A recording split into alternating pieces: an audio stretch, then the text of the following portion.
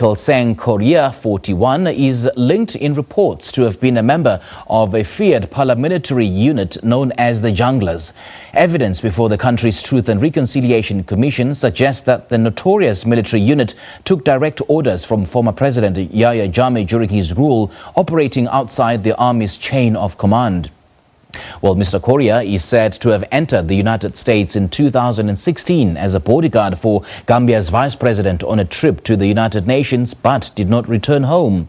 And soon afterwards, President Jammeh lost the presidential election. He initially tried to extend his 22-year rule, but was forced out when West African countries sent troops to the tiny nation. Mr. Correa was working as a laborer in the city of Denver before he was arrested and detained by immigration officials a year ago, according to Colorado's top prosecutor Jason Dunn. Jammeh's 22-year rule was marked by widespread human rights violations, including enforced disappearances, extrajudicial killings, sexual violence, torture and arbitrary detention. Now, Gambian journalist Mustapha Manneh is in the capital Banjul and now joins us via Skype for more on this story. Mustapha, a very good evening to you. Thanks for joining us. Welcome to the Globe. It is a pleasure to be here.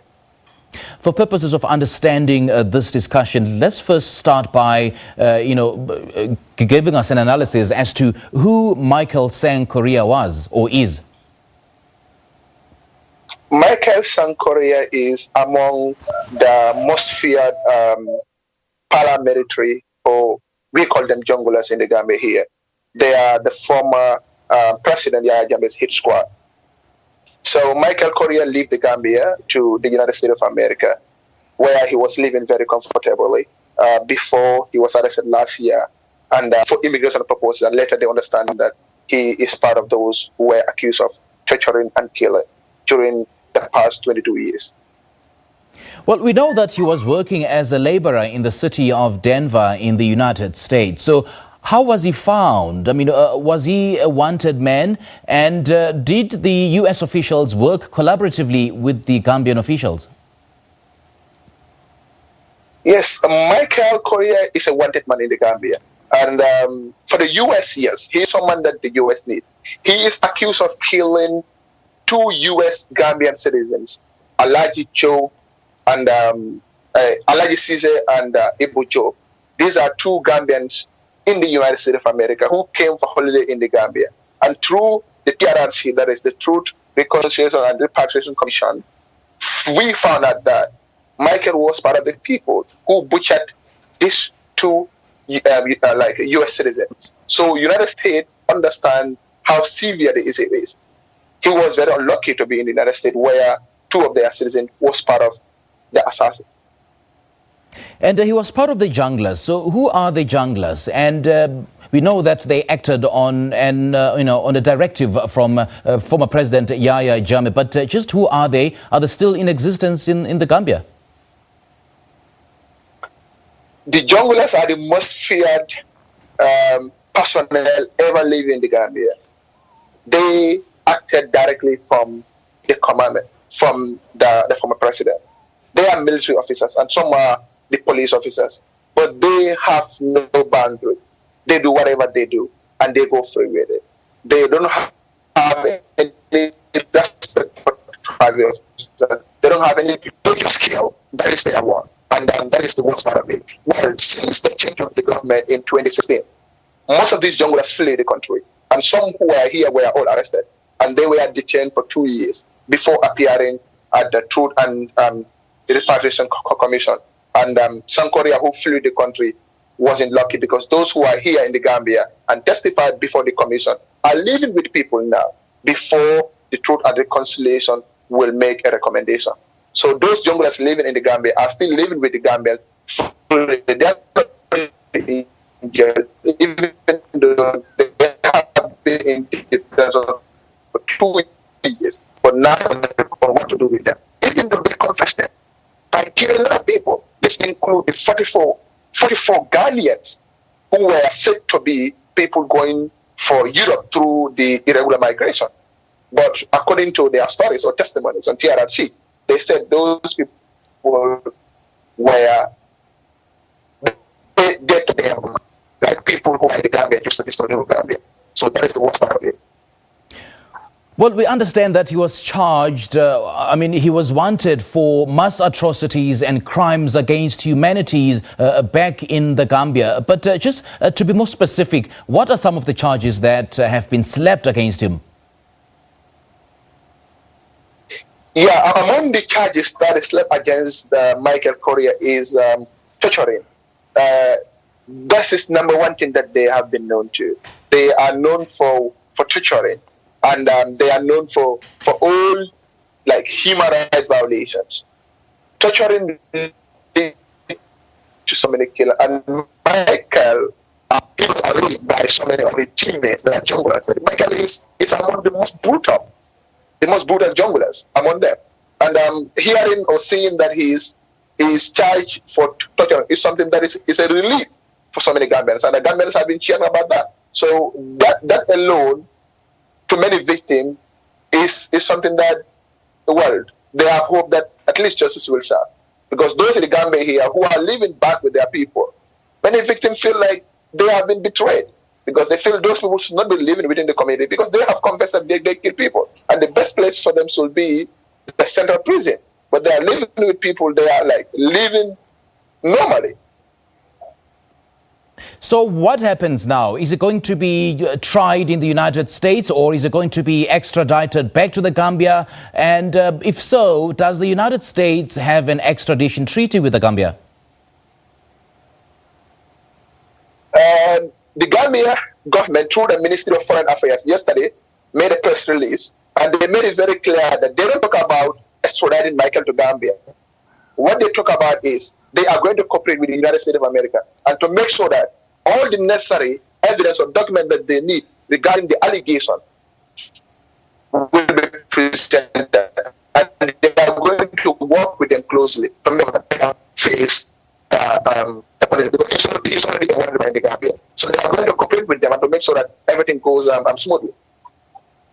Well, little is said about Mr. Yaya Jammeh himself with regards to, he's being hauled before the courts to answer for his crimes. So what happens then? What happens to Mr. Yaya Jammeh? Because, as the information that has been coming through is that Mr. Michael Sang Correa was acting on instruction of Mr. Yaya Jammeh himself.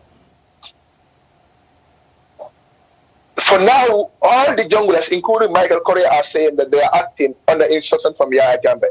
Illegal instructions that they are implementing is something that is really bad. For Yaya Jammeh, this is the man who said he's going to rule the Gambia for a billion years. And he's the same man who said whether people voted for him or not, he's going to win the election with the belief that he's having the evil power to win the election. But 2016 was a huge betrayal for him. And he eventually left the country for the Equatorial Guinea. So for now, he's in Equatorial Guinea where he cannot move. Because already there is international pressure on him. So many people were involved.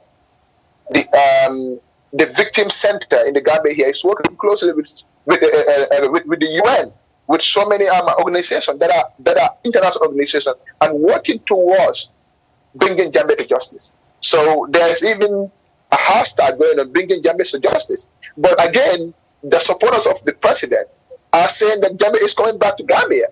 And this is something that they have been saying and they have been calling. They even went up to that and they did a protest in the Gambia here, calling for the government to allow the former president to come back to Gambia after doing all those atrocities. So the country is a bit like the supporters are calling him to return, and while the victims are saying he cannot return because if he returns, Mile 2 will be his place forever. So Mile 2 is the central prison where the former president used to call the 5-star hotel.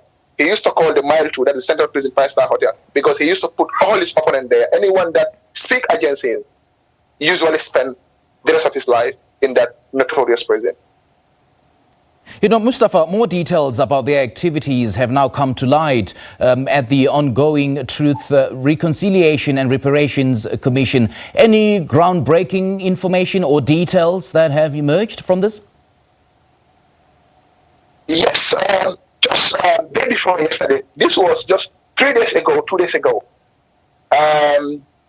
One prisoner who spent almost 14 years in prison, and he's now left with only 9 months to be released, made a huge revelation. He said that the former head of police, the IGP, Inspector General of Police, Issa Baji, never did anything that is wrong.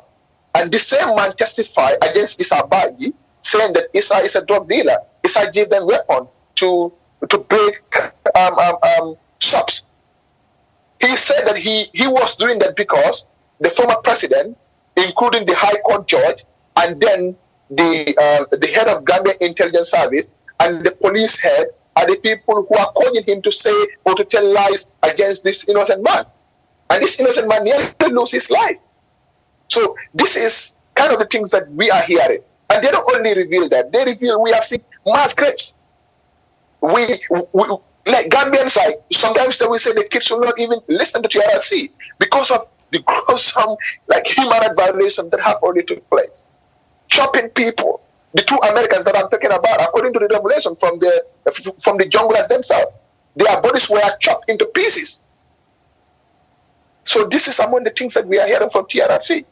So we continue to hear testimonies that are really heartbreaking. We continue to hear testimonies that are really chilling, but we still wait because they still have 1 more year to go. So are there any atrocities that have gone unreported in the Gambia during Yaya Jammeh's rule? And we understand that so many women have been subjected to physical and emotional abuse during his rule. Yes, there are so many things. We have Gambians who will not talk when they're in the Gambia, but as soon as they left the Gambia, they will start talking. The issue like Tufa Jallo is a young, brilliant Gambian. Academically, she is good. She was given a scholarship by the former president, who usually organized a Miss Gambia, or Miss 22nd July celebration. So Tufa was the guy who won that Miss competition. Sadly, Tufa revealed that Yahya Jammeh raped her. This was a moment when every Gambians were thinking about how to be close to God. And people were preaching outside. Yahya Jammeh was abusing her inside. But Tufa had to leave the Gambia and went to Canada, where she seek refugee.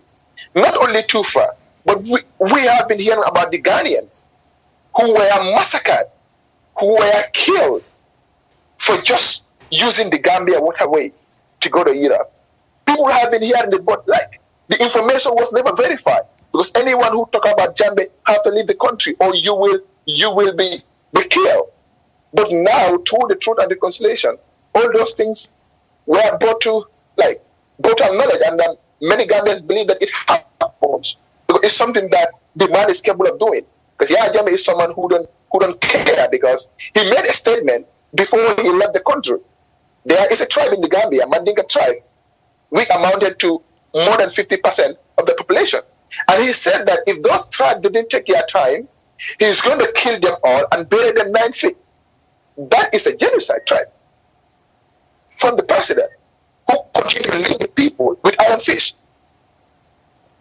And, controversy seemed to have followed Mr. Yahya Jammeh throughout his 22-year rule. There's so many, outrageous things that he said during his tenure as the president of the Gambia, including that, he had the powers of healing HIV and AIDS. And he also had, supposedly had a cure and placed people under a certain diet, ostensibly for them to be cured of HIV and AIDS. And we do understand now that those people have since died. What do you know about that? Yahya Jammeh have believed all his life on controversy. Curing HIV is something that he made. He said, according to reliable sources, more than 50% of those patients all died. And the Truth and Reconciliation have a whole program where those victims who are living now will come to testify. This is one of the worst you can get from a president. The way he's treating these patients is really undone, and none of them are killed. He was just trying to implicate. He used the medical doctors whose profession are not even has nothing to do with the same treatment. Gynecologists, he used them to say that yes, Yahya Jammeh treat treat HIV/AIDS, which is never true. So Gambians know that he cannot treat HIV/AIDS, but most of the patients, according to some information, they say that if the patient deny the treatment, will face the worst human treatment that they can ever imagine. So they have to accept it, and they have to make sure that Yaya Jammeh do whatever he want to do. All right, Mustapha, thank you so much for chatting to us this evening. We appreciate your time. It's a pleasure and it's an honor. Thank you.